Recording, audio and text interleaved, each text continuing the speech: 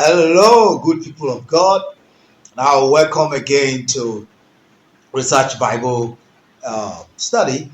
Now, I want us to look at something that I saw in the scripture that quite fascinated me. And I'm going to be reading from Genesis chapter 4. Just going to read 2 verses. Then we can then talk about the story because I believe many people are familiar with this story. It is the story of Cain and Abel. Let's look at it in a different light. Now, I'm going to read it. Genesis chapter 4, I'll read verse 6 to 7. And the Lord said unto Cain, why art thou wroth? That means, why are you angry? And why is your countenance fallen? If thou doest well, shalt thou not be accepted? And if thou doest not well, sin lieth at the door, and unto thee shall be his desire, and thou shalt rule over him. Now, sin lieth at your door. Now, the question I want to ask you today is, what is at your door? At least God identified what was at the door of Cain. Is it something God Cain pissed? Something God Cain angry? And here's God asking Cain, what is at your door? Cain, look at your door. Now, for every human being on the earth, there is something at our door at every given time. Now, the question I came to ask you today is, what is at your door? You know, I've often believed, and I later found out that psychologically it is true, that when a man is angry, the man is angry because of something. But most of the time, that man is unable to identify why he is angry. Now, the Lord said about Cain, there is sin at your door. It means the sin is knocking at your door. But Cain's attention was not on his door. Instead, Cain's attention was on the door of Abel. He is mad, he is angry, he is wroth because of what just happened. Abel presented the sacrifice, so did Cain. And somehow, like they were taught, Cain believed that the sacrifice of Abel has been accepted. The Bible said it was accepted anyway. Now Cain is angry. Cain is wroth. Cain is mad. Instead of Cain to look at himself and ask himself, what can I do better? How can I improve on what I have done? Cain could have easily done that. But no. Cain was mad at Abel. Now, does that remind you of someone you know? Maybe you. Someone is making progress. Instead of you to ask yourself, what should I do to measure up to what that person is doing, or to even beat that person to his game? What is your conclusion? What is at your door? Most of the time we are angry. We are pissed that another person is making progress. You know what I found out the other day? I found out that envy is a religious sin. It is a sin that is typical with religious people. Now you envy people. As a matter of fact, Jesus died because the Pharisees, the guys at the temple, the high priest, they envy him. How can the crowd be gathering around this little boy? Who is he? Now they got envious and decide we need to kill this guy. Now the point here is, what is at your door? What is getting you to be angry? What is at your door? Now I believe Cain listened to God and Cain addressed his door. But that was after Cain had already allowed the anger in him, the sin that was knocking on his door. He has already opened the door for the sin to come in. And the sin led him to murder his own brother. But after that, he took God's word. And Bible said in the same Genesis chapter 4, verse 16 and 17, that Cain built cities. Now, why? Because Cain has learned something. Now, Abel died because someone envied Abel. And this is not about envy.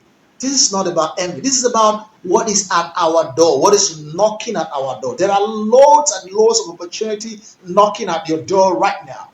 But if you are focused on someone else's opportunities, someone else gaining, someone else making progress, you are not going to maximize the opportunities that are knocking on your door. So I ask you again, what is at your door?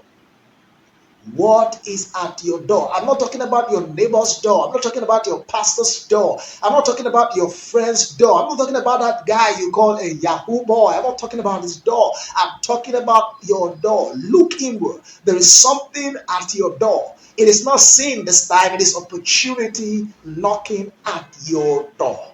If you look very well, you will find opportunities. They are knocking at your door. They might come in work clothes.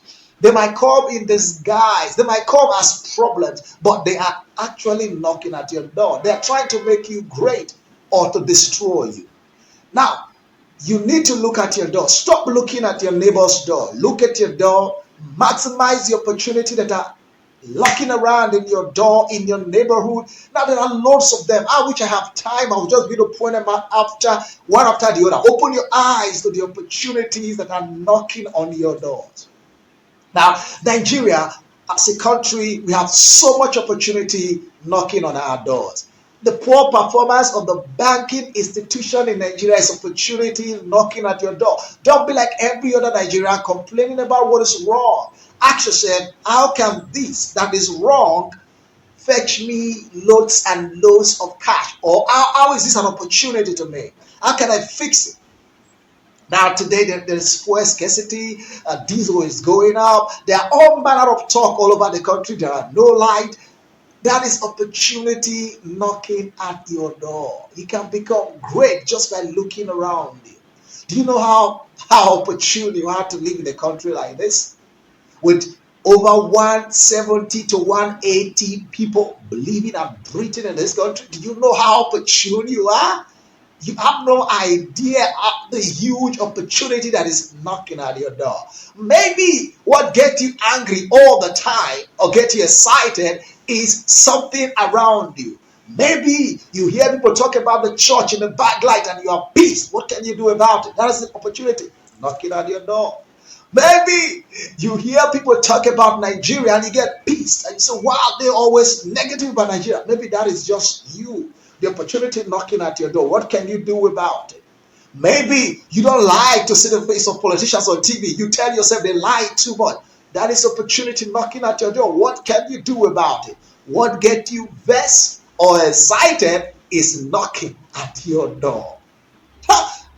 Do something about it.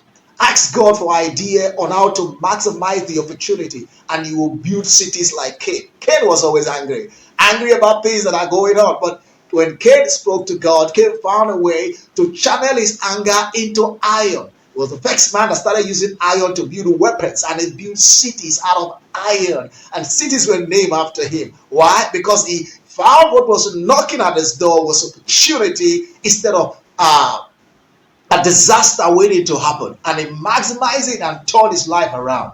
What is knocking at your door? Now, if you know that opportunity is knocking at your door, drop what you think is the idea playing on your head, and I promise you, I will help you frame that idea into a money-making tools.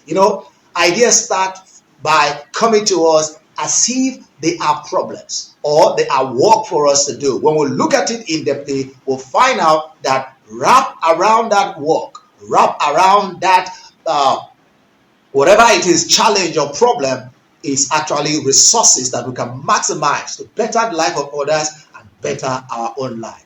Thank you so much, guys. Next week, we're looking at something else from the scripture.